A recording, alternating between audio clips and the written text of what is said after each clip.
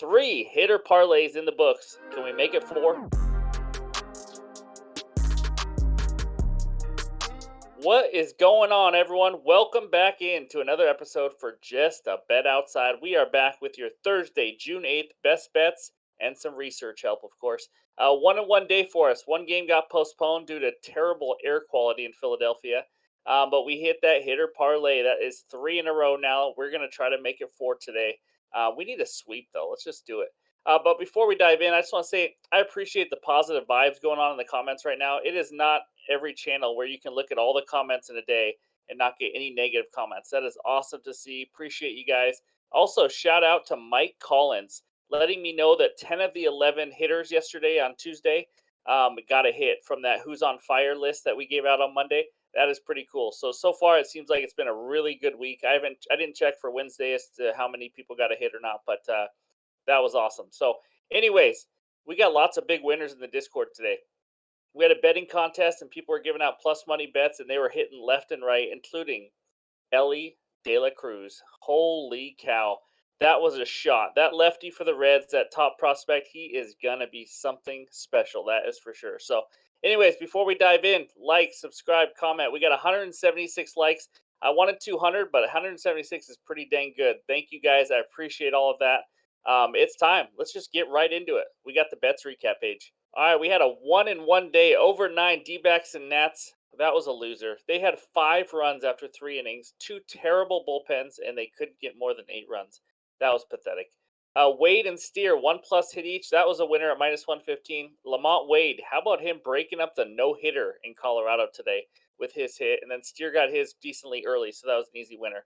Phillies -1.5. Game got postponed due to that terrible air quality. So a 1 in 1 day, ho-hum, whatever.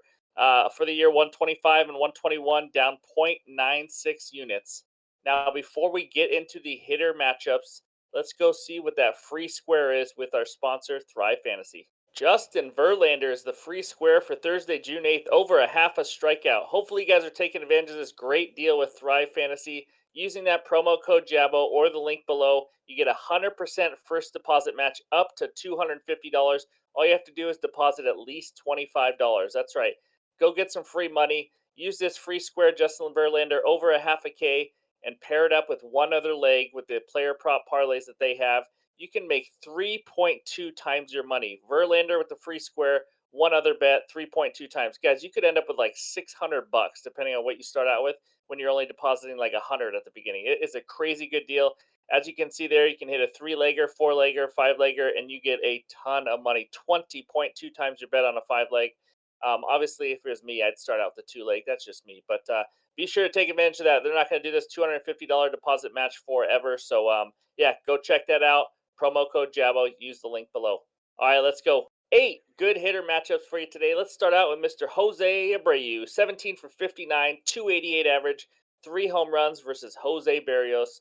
Abreu has 1 freaking home run this year. That's it. So don't start betting him to hit a home run. Next one, Kyle Tucker of the Houston Astros, just like Abreu, 5 for 11, 1 triple versus Berrios. And then we go to Andrew Benintendi of the White Sox. He is 13 for 31, 4 doubles, and 2 home runs versus Luis Severino. Obviously, we don't know if they're going to for sure get those games in New York with that air quality, but that's a good matchup for Benintendi.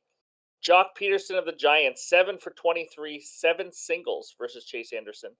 And then we got Whit Merrifield of the Blue Jays. He is 5 for 10, 1 home run versus the lefty Framber Valdez. Next one is Randall Grichuk of the Colorado Rockies, 10 for 20, 3 doubles, 2 home runs versus Alex Corn on the Cob. And then Brandon Nimmo, 5 for 12, 1 home run versus Spencer Strider. Nimmo plays for the Mets. And then we got another Met, Francisco Lindor, 5 for 11, 1 triple versus Strider also. Those are the best hitter matchups I could find. Obviously, a lot of these are small sample sizes, so take it for what it's worth. But let's move on to the good pitcher strikeout matchups. 3 good pitcher strikeout matchups. Let's get right into it. It starts with Mr. Tyler Glasnow of the Rays. He is facing the Twins. Twins highest K percentage versus righties this year at 26.8%. Glasnow, he's only thrown 9.2 innings this year, but he has 14 Ks. If you don't know him, he's a good strikeout pitcher. He's been battling injuries the last year or so. 450 strikeouts in 334 career innings. So he knows how to mow them down. Next one, Drew Smiley Frown Face versus the Angels. Angels highest K percentage versus lefties in the last month. That's kind of surprising to me. 28.4% strikeout rate versus the lefty. Smiley 57 Ks and 65.2 innings. In his last two games, he only has 2 and 4 strikeouts. Just to let you guys know, but that's a good matchup for him.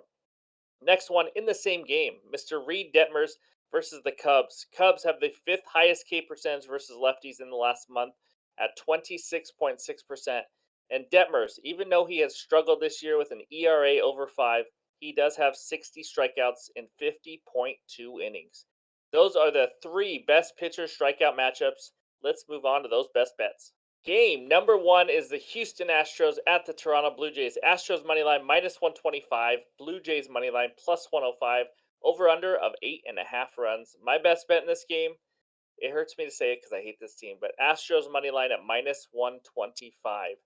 Framber Valdez takes them out for the Astros. He's a lefty. We know about him. I'm going to tell you a little bit more about him. 2.16 ERA. I do think he's due for a little negative regression. But in all honesty, it's not like that much, and he's probably going to end with around a 3 ERA this year. So he's a stud.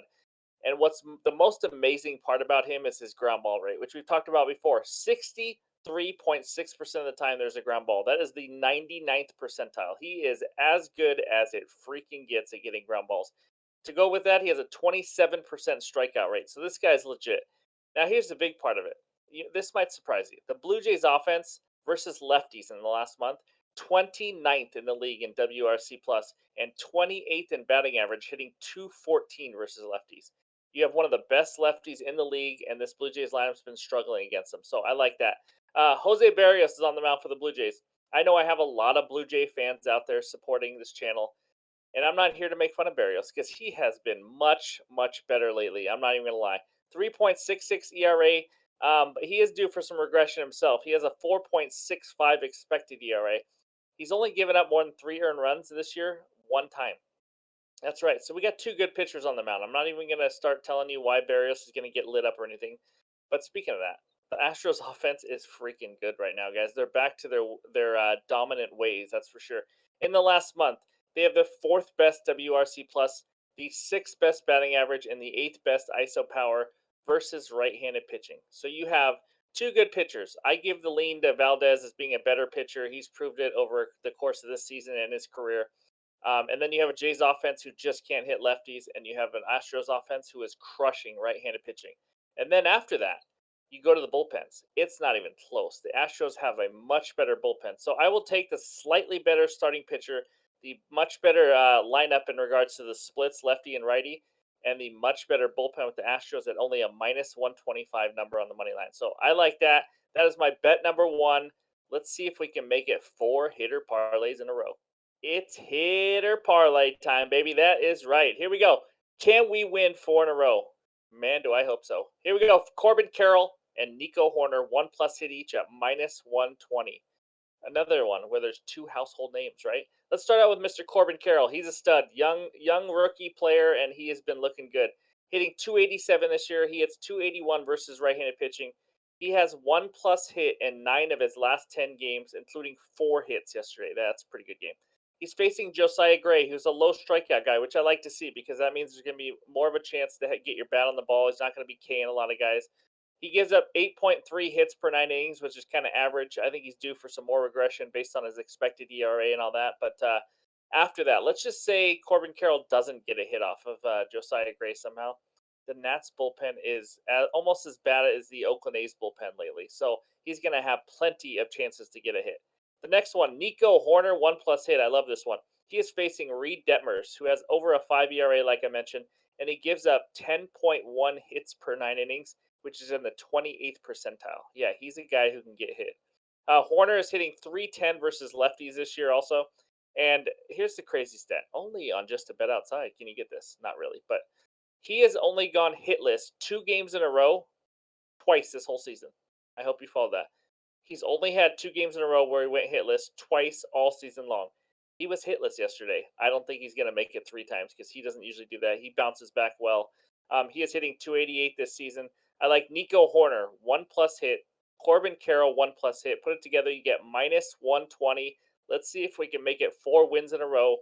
And now it's time for the bets recap page. There we go. Corbin Carroll, Nico Horner, 1+ hit each at minus 120, and then the Astros money line minus 125. There was a lot of props and different things missing when we were going over all this in the sports book. So I may have a third added bet tomorrow. We will see. But right now it's just two. I didn't want to force a third one until I see more, especially in that Phillies game. I didn't see much out for that yet because I do possibly like Zach Wheeler's strikeout prop in that, but we'll see what the number comes out at. So that's what we got. Two best bets for you. Thank you guys for all the support. I really appreciate it. We will talk to you guys later.